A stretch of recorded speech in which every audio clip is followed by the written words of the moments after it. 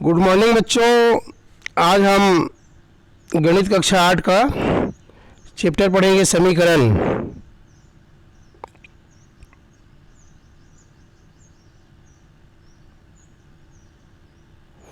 हमारा चैप्टर है समीकरण, है ना।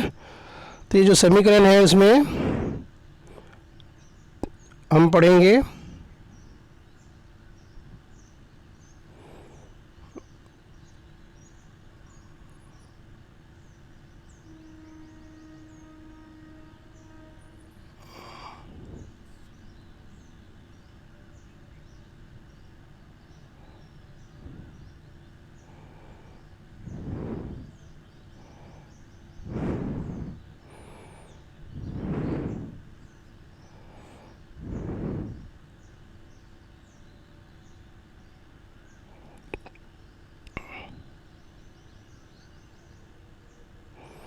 तो आज हम जो है चैप्टर पढ़ेंगे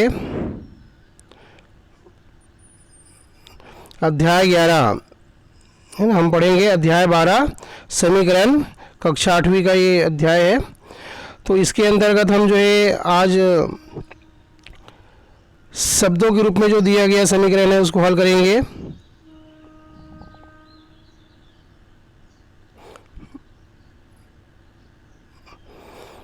आज हम पढ़ेंगे दैनिक जीवन में, है ना, दैनिक जीवन में समीकरण के अनुप्रयोग, है ना, कि हम समीकरण का उपयोग जीवन में कैसे होगा। हमारे दैनिक जीवन में भी कई समस्याएं आती है। इन समस्याओं में ज्ञात अज्ञात राशि, है ना, या संख्याओं में कुछ संबंध होते हैं। इन संबंधों को समीकरण बनाकर आसानी से हल कर सकते हैं, ठीक है ना। तो इसके लिए हमको कुछ बातों का ध्यान रखना है, ठीक है। जैसे पहला काम है आपको जो है प्रश्नों को ध्यान से पढ़कर, क्या है ना, प्रश्नों को ध्यान में पढ़कर ज्ञात और अज्ञात राशि की पहचान करना है। उसके बाद जो अज्ञात राशि है उसको हमको, है ना, एक्स वाई जेड के द्वारा निरूपित करना है। फिर शाब्दिक जो समस्या है उसको समीकरण के रूप में, है ना, गणितीय कथन के रूप में परिवर्तित करना है। और उसके बाद फिर अज्ञात राशि का मान निकालना है, ठीक है। तो चलिए हम यहाँ पर एक उदाहरण लेते हैं, ठीक है।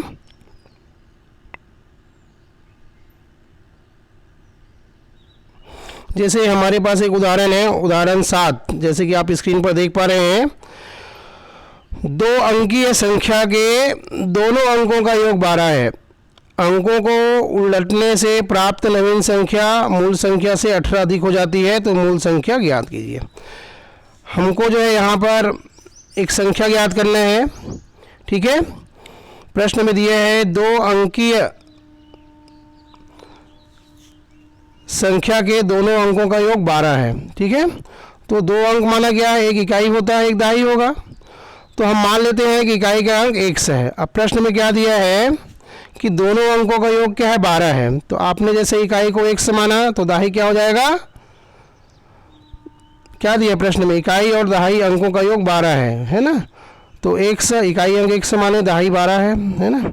तो दोनों का योग ये 12 हो गया। फिर दहाई का अंक क्या हो जाएगा, तो 12 ऋण 1। तो हमारे इकाई अंक हो गया 1 और दहाई अंक निकल गया हमारा 12 ऋण 1। अब संख्या क्या होती है, कोई भी संख्या होती है तो जो इकाई का अंक है वो तो अंक ही रहता है, इकाई का ही मान रहता है। लेकिन दहाई क्या होता है, उसका 10 गुना हो जाता है। तो जैसे मान लो एक संख्या है, उदाहरण के लिए आप कोई संख्या ले रहे हैं। अब 12 ही ले लो। 12 को कैसे लिखोगे आप, तो 12 को लिखोगे तो इकाई में 2 है, दहाई में 1 है ना। मान लिया हमारा एक संख्या है उदाहरण के लिए 12, तो इकाई में 2 है और दहाई में 1 है। तो उसको कैसे लिखेंगे, 10 धन 2 लिखेंगे ना। तो ऐसी, तो दहाई अंक 10 गुणित दहाई अंक धन इकाई अंक, ठीक है। तो इससे हमको मूल संख्या मिल गया 120 ऋण 9 1 से। अब दूसरा शर्त क्या दिया है, अंकों को उलटने पर इकाई अंक दहाई अंक का, है ना, क्या हो जाता है। अब अंकों को उलटना है, अंकों को उलटने का मतलब है कि अब जो है 1 जो है वो दहाई में आ जाएगा और 12 ऋण 1 से क्या आ जाएगा, इकाई में आ जाएगा। तो अब नया संख्या क्या हो जाएगा, दहाई के अंक का 10 गुना, 10 गुणित दहाई का अंक धन इकाई का अंक। तो हमारा नया संख्या हो गया 9 1 धन 12। शर्त के अनुसार क्या है कि नवीन संख्या मूल संख्या से 18 अधिक हो जाती है।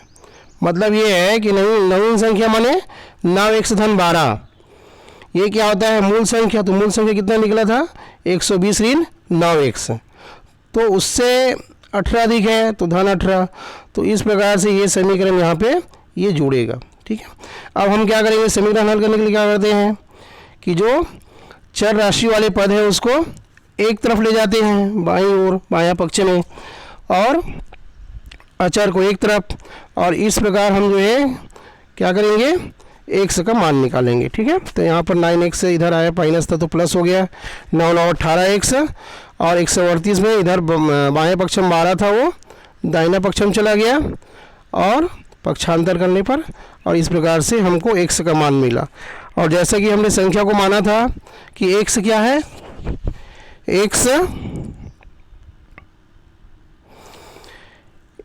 x वाला इकाई अंक। ठीक है, तो इकाई का अंक हो गया 7 और दहाई का अंक कितना आएगा, है ना, तो दहाई का अंक 12 ऋण 7 माना 5, तो हमारी संख्या हो गई 57। ठीक है, तो इसी प्रकार से और भी सवाल इसमें हल कर सकते हैं आयु वाला, है ना। ठीक है,